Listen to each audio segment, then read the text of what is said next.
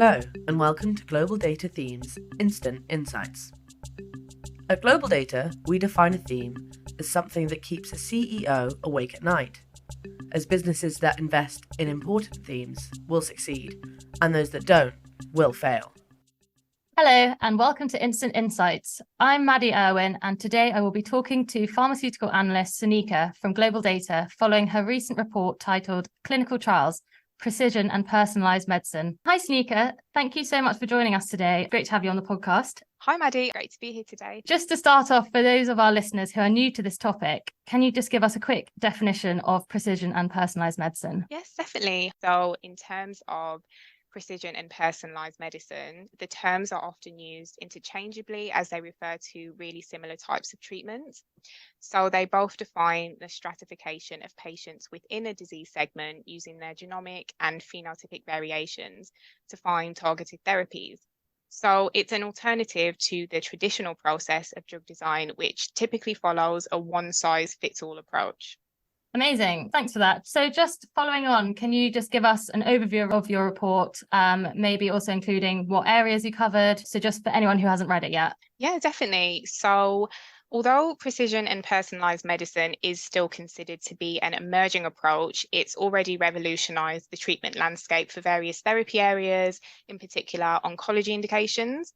And the success of this approach is undeniable. Global Data reported that the sales for precision and personalized medicine were $8 billion in 2022, and they project that this is going to reach $106 billion by 2029.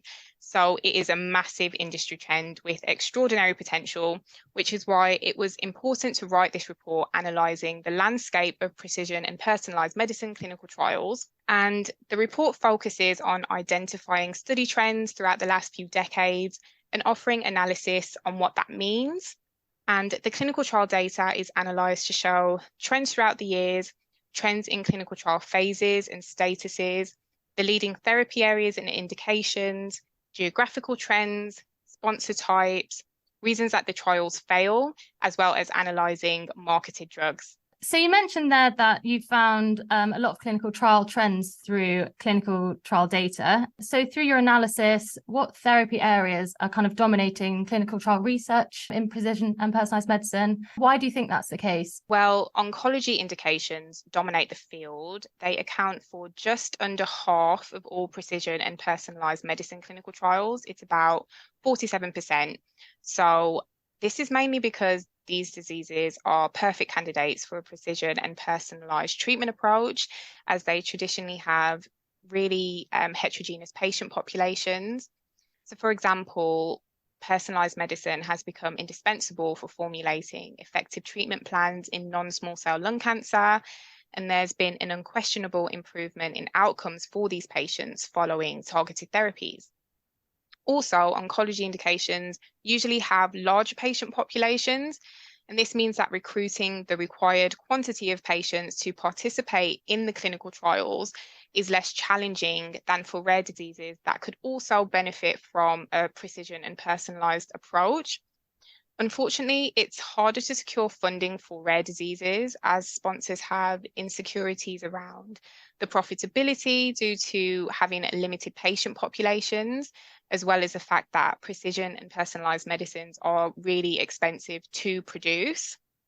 However, saying all of that, the proportion of precision and personalised medicine clinical trials for oncology indications has actually halved, more than halved actually, over the last 2 decades. And the proportion of clinical trials in other therapy areas, such as the central nervous system and immunology, has actually increased. So this indicates that companies have kind of witnessed the success of precision and personalised medicine in oncology and have begun to utilise the approach more frequently in other therapy areas to replicate this success.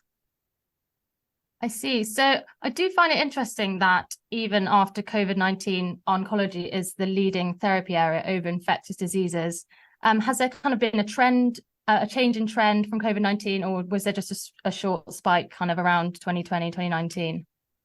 Yeah, so it's actually interesting. Before the peak in 2020, the highest proportion of precision and personalised medicine trials were for oncology across all years.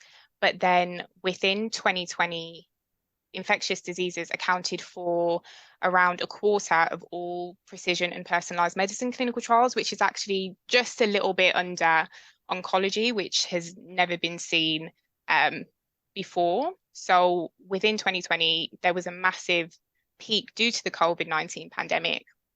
However, it's not been sustained, and it's actually come back down to levels that we've been seeing over the last few decades for immunology. So I guess it shows that the sponsors are kind of distributing the funding back into the disease areas that they were concentrating on before COVID-19. And it was just kind of a brief moment in time. Interesting. Yeah, I suppose it kind of depends on what happens in the future. I don't want to kind of jinx anything, but you also mentioned that in your report you kind of found some geographical trends. Are there any interesting insights from this you can share with us, maybe? Yeah, definitely. So in terms of regions, I saw that North America dominated the field in the beginning of the 2000s, and that was mainly due to the publication of the entire genome sequence in 2003, which really kind of put precision and personalized medicine on the map. And then in 2016, Asia Pacific actually overtook North America in yearly clinical trial count, and the region has maintained its dominance ever since that. But in terms of countries, the United States is still the top country year on year in precision and personalized medicine. However, China is following closely behind. They drastically reduced the margin between themselves and the United States in 2016, following the launch of their 15-year precision medicine initiative.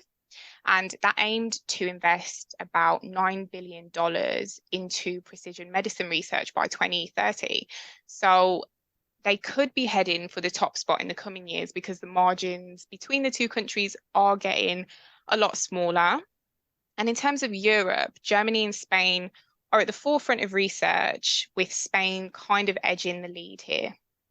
I see. I mean, it will be interesting to see if China manages to overtake the US with their huge investments and kind of whether the US will retaliate. I suppose regarding larger patient populations, as you mentioned earlier, China has quite a significant advantage over the US and other countries in Europe. So on that front, they would have more opportunity for kind of more clinical trials.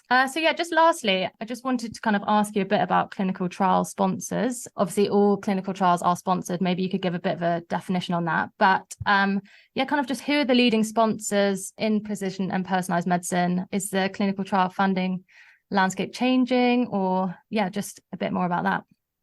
Yeah, definitely. So in general, clinical trials can either be funded by industry sponsors, which are your pharmaceutical companies, or non-industry sponsors, which refers to an individual, an institution, or organization.